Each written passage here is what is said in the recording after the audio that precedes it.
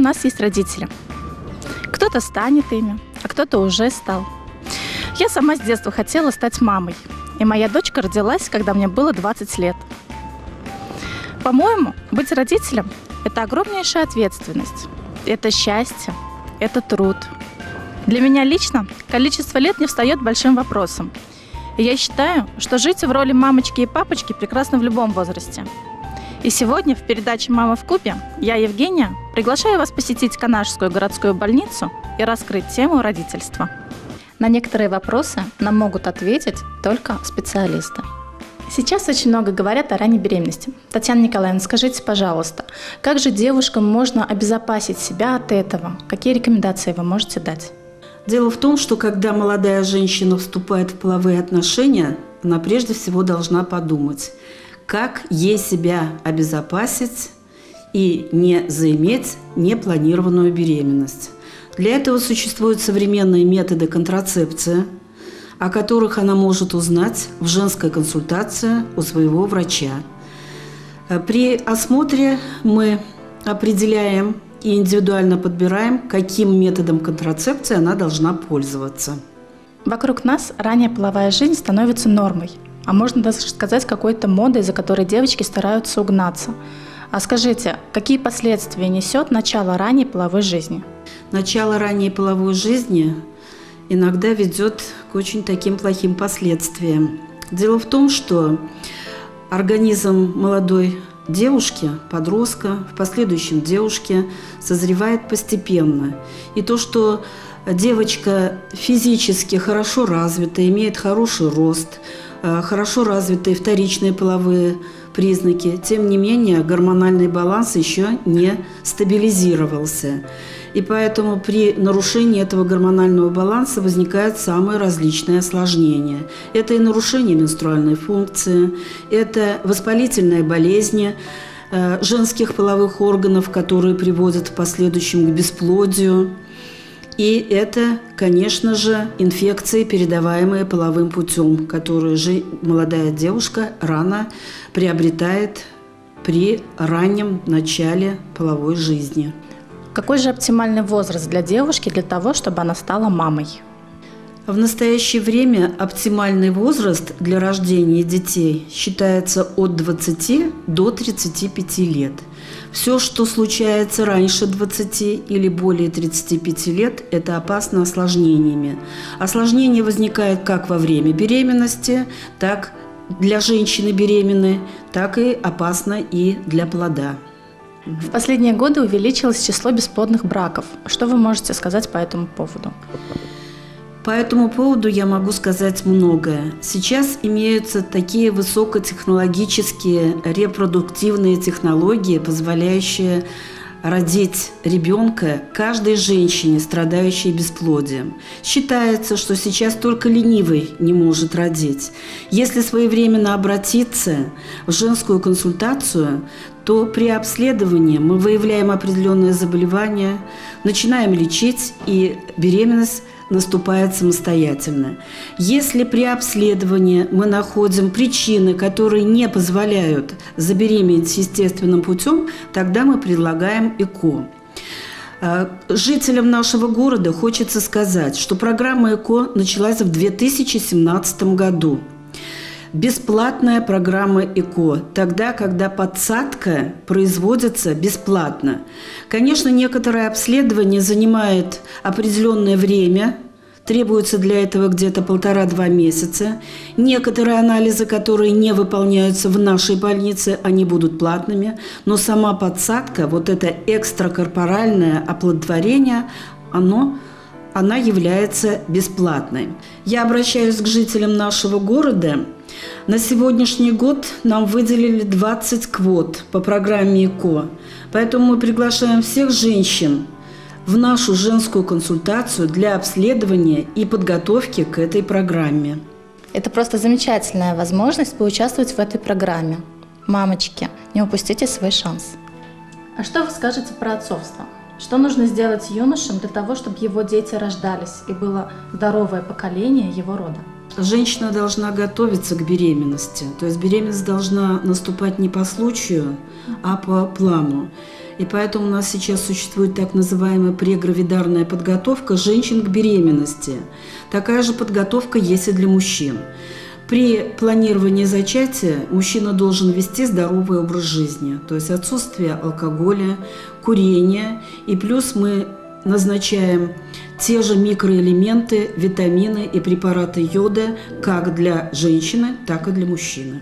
Получается, обращаться нужно к вам сюда, в женскую консультацию? Конечно. Женщина обращается, а мы назначаем через женщину, назначаем именно и мужчине те же самые препараты, которые принимает женщина, для того, чтобы не было врожденных аномалий развития плода. А часто ли сталкиваются с такими проблемами? Дело в том, что врожденные пороки развития были, есть и будут, потому что повреждающий фактор возникает первые 42 дня после зачатия. Для того, чтобы вовремя выявить пороки развития, для того, чтобы вовремя предотвратить дальнейшее развитие плода с аномальными развитиями, нужно рано встать на учет. Чем раньше женщина встает на учет, тем быстрее мы ее обследуем и быстро выставим определенный диагноз, при котором беременность дальше продолжаться просто не может. То есть нужно раньше вставать, не тянуть с этим? Да, совершенно верно. Какие процедуры проходят мамочки, пришедшие встать на учет? При взятии беременных женщин на учет мы обследуем по стандартам оказания медицинской помощи. Обследование идет по стандартам, лишнего ничего нет, но самое главное, что у нас женщины проходят трехразовый УЗИ-скрининг в 12 недель, в 20 и в 32. В 12 недель мы в основном обследуем женщин на УЗИ на хромосомные наследственные болезни. В 20 недель все женщины едут в президентский перинатальный центр для того, чтобы выявить пороки развития плода. Это основная цель. А в 32 недели уточняем правильность первых 2 ультразвуковых исследований. Кроме того, при первом УЗИ-скрининге женщины сдают у нас кровь на наследственные болезни. Эта процедура производится от 9 до 13 недель и 6 дней. Поэтому и важно женщине встать на учет рано, то есть где-то примерно в 7-8 недель, для того, чтобы успеть ее обследовать клинически, лабораторно и подготовить ее к первому УЗИ-скринингу.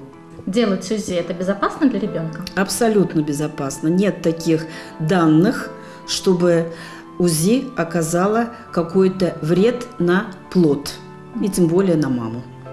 Татьяна Николаевна, вы как никто другой знаете о проблеме человечества – это проблема абортов. Да, проблема абортов не снимается на сегодняшний день.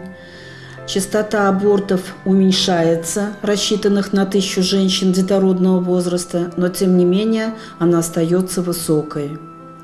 Хотелось бы, чтобы наши женщины знали, что существует очень много современных методов контрацепции, благодаря которым можно избежать нежелательную беременность, не допуская абортов. Ведь что такое аборт? Это живое существо. Это уже ребеночек, плодик, у которого бьется сердце. По сути дела, аборт – это что? Это убийство. В настоящее время у нас уже 2-й год идет борьба против абортов. В чем она заключается? Дело в том, что если женщина обращается к нам за направлением на аборт, мы пытаемся ее убедить всяко, что аборт – это очень плохо. Аборт – это большие осложнения. Это осложнения, которые возникают в отдаленном варианте. И пытаемся женщину направить к медицинскому психологу, который ведет разъяснительную работу о вреде аборта и о возможности сохранения беременности. По данным статистики прошлого года, возврат беременности у нас составил 20%. То есть примерно из 100 женщин, обратившихся за направлением на аборт, 20 сохранили беременность. Это уже достижение. Когда мы начинали работать, этот процент у нас составлял всего 5. На сегодняшний день 20. Но моя просьба не допускать таких ситуаций. Приходите к нам. Мы назначаем вам современные методы контрацепции. И методами контрацепциями женщина должна пользоваться до 49 лет. Несмотря на то, что после 40 лет женщина представляет, что возможность наступления беременности маловероятна, но она все-таки наступает. И поэтому вот этот возрастной ценз от 15 до 49 лет, когда может произойти зачатие, должен использоваться при половой жизни обязательно современными методами контрацепции. Татьяна Николаевна, благодарим вас за ваш труд, за то, что вы заботитесь о жизни нас, женщин, о жизни наших будущих детей. Благодарим вас от всего сердца. А я пожелаю всем иметь счастье материнства. Благодарим. Сейчас мы находимся у операционного блока родильного отделения, где нам на секундочку разрешили заглянуть и посмотреть операцию кесарево сечения.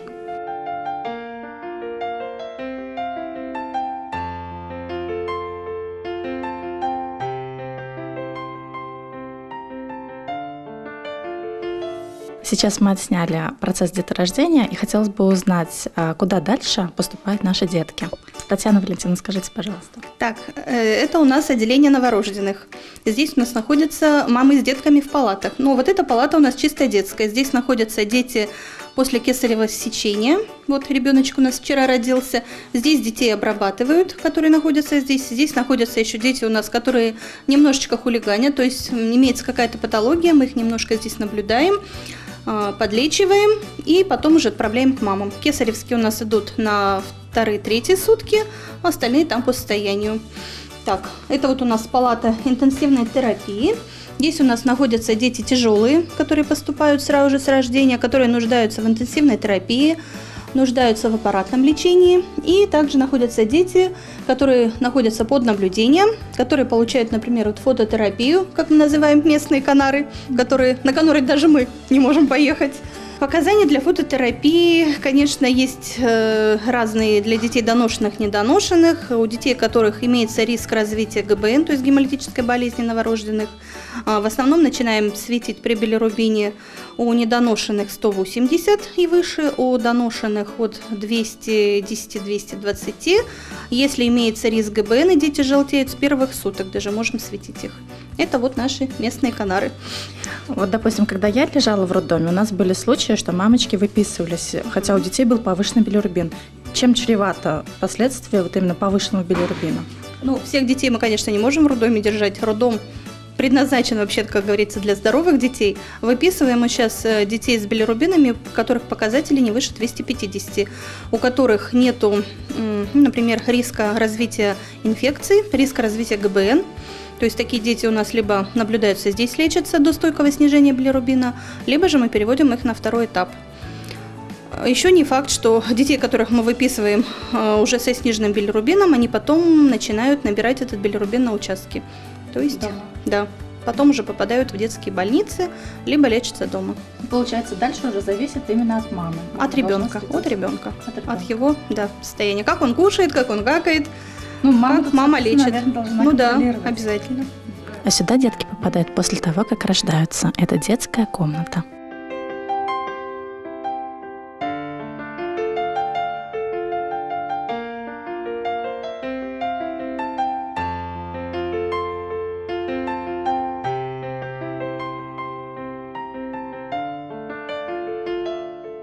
Алина, это у вас первый ребенок? Это у меня первый, да, первенец. Какие ощущения, какие эмоции? Сейчас уже родили. Сейчас уже родили. Не описать словами, наверное. Очень рада. Так долго ждали. Наконец родили. Папа уже приходил? Да, приходил. Через окошко смотрел? Да, через окошко. Только вечером, конечно, не увидел. Телефон, фотографии, наверное? Фотографии уже отослали. Все, посмотрел, сказал, что на него похож. Сразу уже определил. Мальчик, девочка? Мальчик. Мальчик? А как назовете сынулю? Сынулю назовем Роман Сергеевич.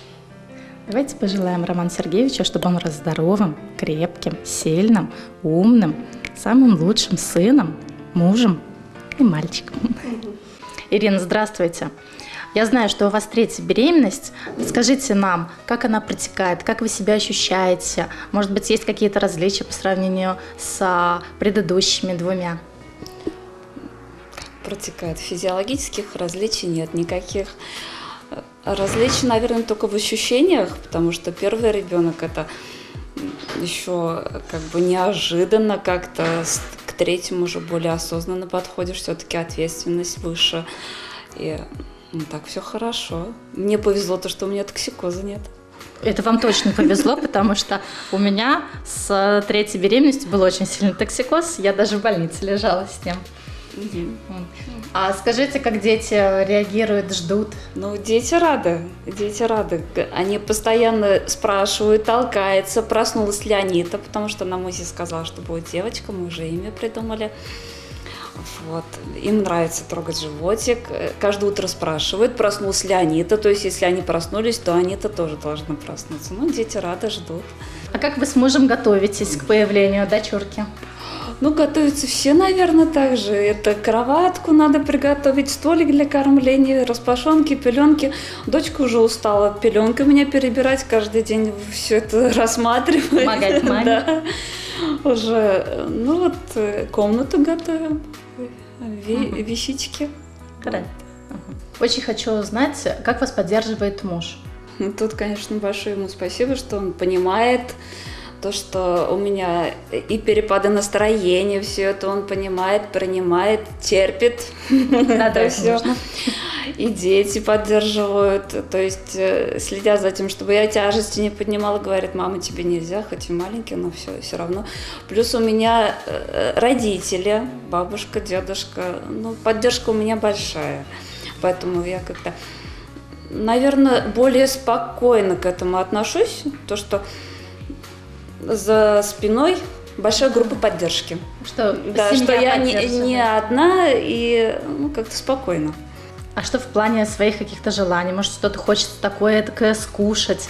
Есть различия с беременностями, с теми? Различия есть, потому что с мальчиком хочется одного чего-то, с девочкой хочется другого.